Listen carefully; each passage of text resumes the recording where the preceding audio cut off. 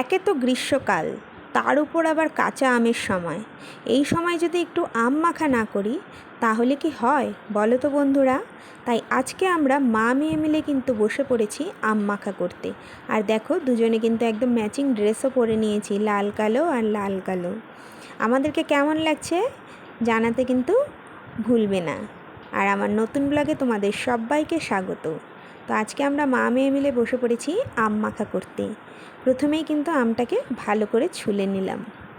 আর যেহেতু আমি একটা অনেক বড় সাইজের আম নিয়েছি, তো পুরোটাকে আম মাখা করব না, আমি এখানে হাফটাকে করব আর হাফটা রেখে দেবো। প্রথমেই কিন্তু আমি একটু চেক করে নিলাম আমটা ঠিক কতটা টক, কারণ সেই হিসাবেই সমস্ত জিনিসগুলো আমি এখানে মেশাবো। তোমরা কে কে আম মাখা খেতে ভালোবাসো বলো তো, আমাকে একটু কমেন্ট করে জানাবে। আমার তো দারুণ লাগে আম মাখা খেতে কাসুন্দি দিয়ে।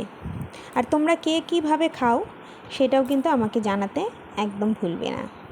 আর আমার ব্লগগুলো তোমাদের কেমন লাগছে তা অবশ্যই কমেন্ট করে জানাবে। ভালো লাগলে লাইক কমেন্ট শেয়ার আর ফলো করে পাশে থাকার অনুরোধ রইল।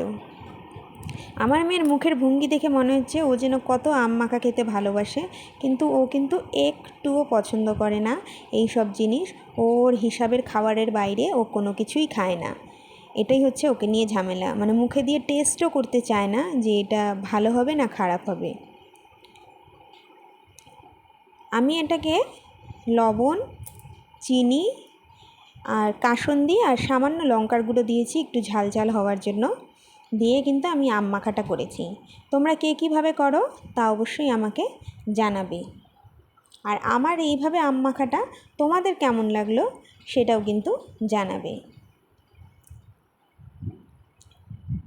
আর দেখো আমার মেয়ে কিন্তু খুব উৎসুক ভরে দেখছে, কিন্তু একটুকু খাবে না। ওই যে বললাম ও এইসব জিনিস একদম পছন্দ করে না। তো ফাইনালি কিন্তু আমার আম মাখা ডান। আমি এখন এটা টেস্ট করে দেখব এটা কেমন হয়েছে। এটা কিন্তু সত্যি খেতে দুর্দান্ত হয়েছিল।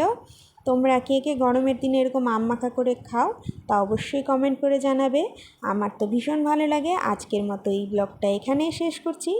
আবার তোমাদের সাথে দেখা হবে নতুন কোনো ব্লগ নিয়ে। ততক্ষণ সবাই ভালো থেকো, সুস্থ থেকো আর নিজেরা সাবধানে থেকো। টাটা বন্ধু।